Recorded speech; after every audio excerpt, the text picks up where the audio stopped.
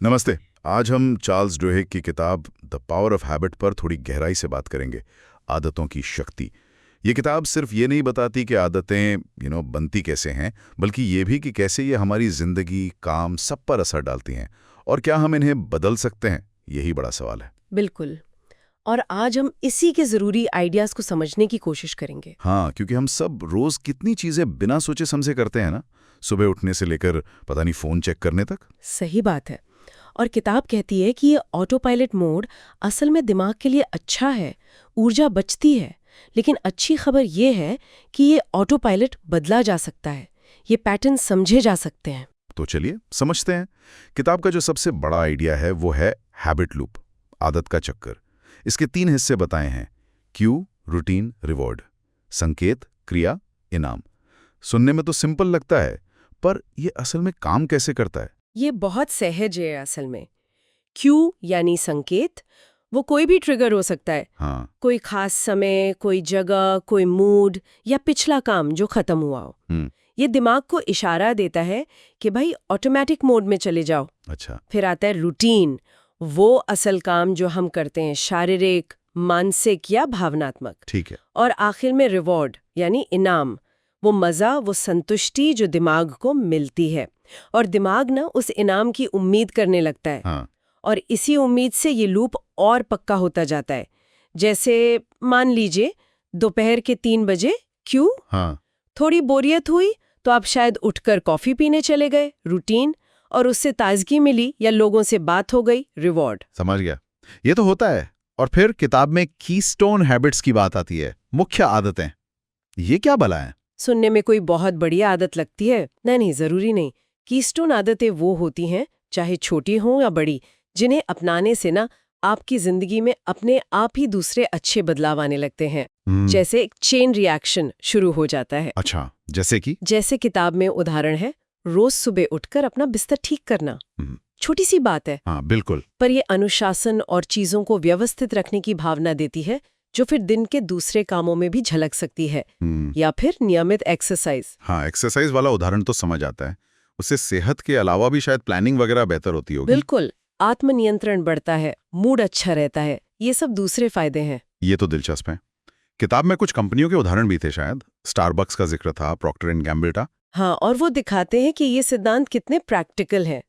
Starbucks ने अपने कर्मचारियों की विल पावर यानी इच्छा शक्ति को एक आदत की तरह ट्रेन किया।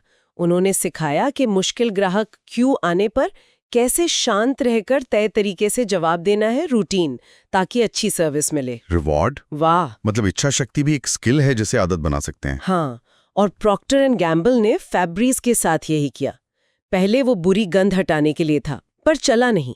फिर उन्होंने समझा कि लोगों को सफाई के रूटीन के बाद एक अच्छी महक का इनाम चाहिए। अच्छा। तो उन्होंने फैब्रिज को सफाई खत्म होने के संकेत से जोड़ दिया और बस प्रोडक्ट हिट हो गया। कमाल है। तो फिर अगर किसी को अपनी कोई बुरी आदत बदलनी हो तो क्या करें? यहीं पर वो golden rule of habit change आता है ना। बिल्कुल। और नियम बहुत सीधा सा है। आप आदत को मिटा नहीं सकते, पर बदल जरूर सकते हैं। बदल सकते हैं। आपको करना ये है कि पुराना संकेत क्यू और पुराना इनाम रिवॉर्ड पहचानना है और उन्हें वैसे ही रखना है। बस बीच की जो क्रिया है, जो रूटीन है, उसे किसी अच्छी आदत से बदल देना है। ठीक है। पर इसमें एक थोड़ी मेहनत है। आपको ये समझना होगा कि आप उस बुरी आदत से असल में कौन सा इनाम खोज रहे हैं। मतलब जैसे अगर कोई तनाव में सिगरेट पीता है तो क्यू है तनाव, रूटीन है सिगरेट पीना, रिवॉर्ड क्या है? शायद निकोटीन किक या शायद सिर्फ 5 मिनट का ब्रेक। ये बात तो है। रिवॉर्ड कुछ भी हो सकता है। बिल्कुल। तो अगर रिवॉर्ड सिर्फ 5 मिनट का ब्रेक है तो तनाव होने पर क्यू सिगरेट की जगह 5 मिनट टहलना, नया रूटीन भी वही रिवॉर्ड दे सकता है। तो रूटीन बदल गया पर क्यू और रिवॉर्ड वही रहे। समझ गया। ये थोड़ा प्रयोग करके देखना पड़ेगा कि कौन सा नया रूटीन काम करता है। हाँ, बिल्कुल। और इच्छा शक्ति, विल पावर की जो बात हुई थी, क्या वो हमारे पास अनलिमिटेड होती है? नहीं, किताब यही कहती है कि इच्छा शक्ति एक मसल की तरह है।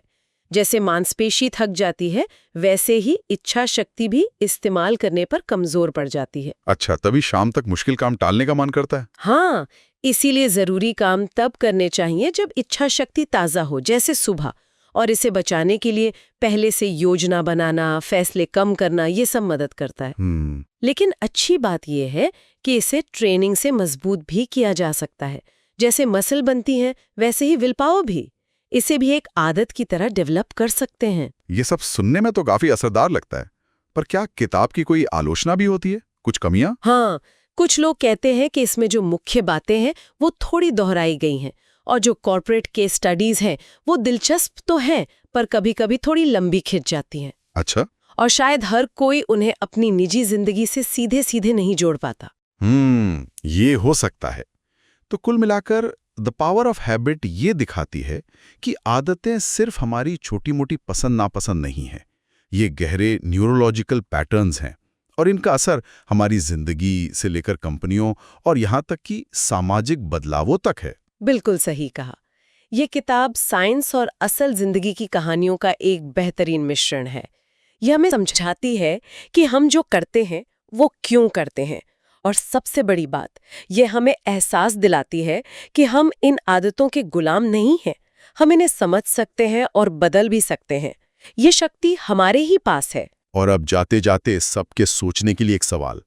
अगर आप अपनी सिर्फ एक कीस्टोन हैबिट, एक मुख्य आदत पहचान कर उसे बदलें, तो आपकी जिंदगी के और कौन-कौन से हिस्से शायद अनजाने में ही सुधर सकते हैं? सोचिएगा जरूर। कि भाई कंटेंट पसंद आया तो लाइक करें, चैनल सब्सक्राइब करें ताकि आगे की समीक्षाएं पहले मिले, और कमेंट्स में बताएं अगली किताब कौन सी हो।